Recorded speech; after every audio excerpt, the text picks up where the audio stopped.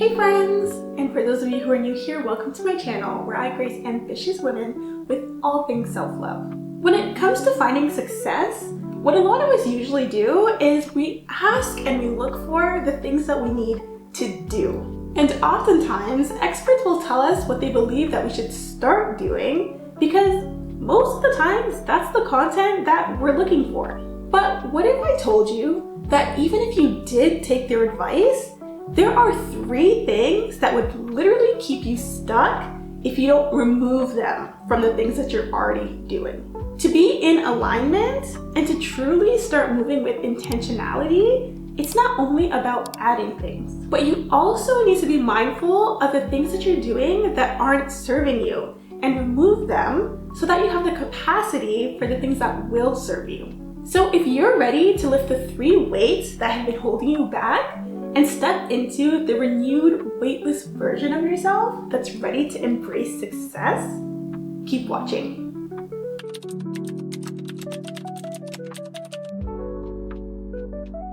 I'm being so serious when I say that you need to find a way to let this belief go completely. You need to be secure in the belief that your dream is for you. No one can carry it out the way you can. And your unique take, your unique perspective is needed. You need to know that when you delay your dream, or worse, when you don't go for it at all, it not only negatively affects you, but it keeps the people that you could have helped stuck longer. Your solution could have been their best chance. But because you decided to give up on your dream, now they have to settle. Believing in your dreams is so crucial because it's one of the elements that puts you in the active role in your life. But more on that later. But once you do start believing in your dream, there are maybe times when you find that you're constantly stuck on a hamster wheel, overthinking, overplanning, overanalyzing, and just not trusting yourself as your journey unfolds. And this is often caused by the second weight that we need to let go. So let's get into that.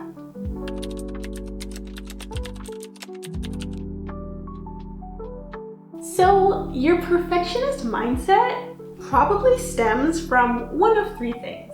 A, you're transitioning out of survival mode. B, you're afraid of failure. Or C, you're afraid of success. So when you're coming out of survival mode and you have this perfectionist mindset, it's probably because you're subconsciously thinking, or maybe even consciously thinking, that it's worked then, so it's going to work now. But the question that you have to ask yourself is, was it actually working? And maybe to get results, yes, but at what cost? I'm sure the vision that you have for yourself for the future is to be able to move with intentionality and not anxiety. Perfectionism puts unnecessary pressure on you, and it tries to force outcomes that would naturally occur if you just kept focused on taking aligned action. So, the fear of failure. I think this is a tough one because I feel like a lot of us naturally have a fear about what would happen if we fail. But the thing is that you can do everything perfectly. Do everything in your power to make things perfect. But things could still not turn out the way you wanted them to. So the question then becomes, why put so much pressure on yourself to be perfect when instead you could just focus on taking the next best step? Because whether you're in a season of success or failure, this is the course of action that you would need to take regardless to facilitate a new season of growth. And if you happen to be one of the people who's afraid of success, it's most likely not the cheerful things that we think of that you're afraid of. Because obviously when we're going after our goals, a lot of us think about the nice house, the nice car, the cash, being able to have time freedom, etc., etc. But that's not where the fear comes from. Oftentimes when we're feeling a fear of success, we're mainly feeling the responsibilities, like the added responsibilities that come with the success. But one of the wonderful things about the journey is that is why that we don't go from point A to point B like this. It's the journey that allows us to build character, to build up to the person who's able to handle what comes with the success. Your growth and your success are naturally intertwined, so you don't have to worry about not being able to handle the responsibilities that come with the success unless you did something really sketchy to get that success in the first place. And if you did do that, I hope you learned because in that case, you're good. So when it comes to how perfectionism is probably showing up for you now, it's probably showing up in the form of over-planning and or over-analyzing. But you have to know, if you don't know already, that this is ultimately keeping you stuck.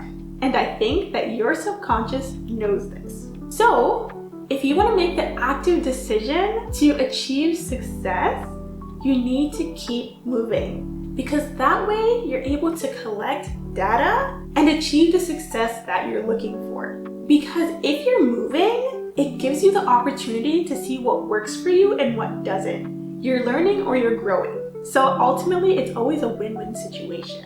So get moving. I found that the best course of action is to write down your key action items.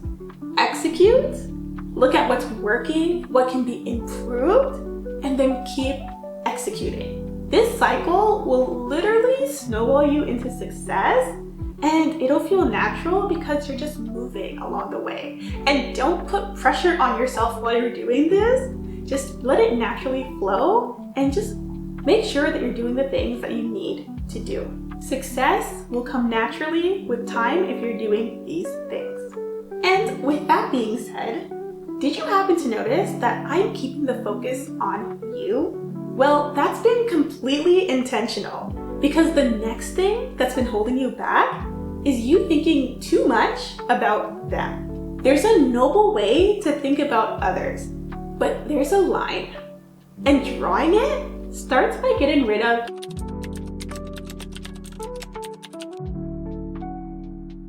if you're always looking for somebody else to clap for you, ultimately, you're living your life for them. Let them live their life and you yours. The thing about living our lives is that not everybody will understand your gifts, let alone how you choose to use them.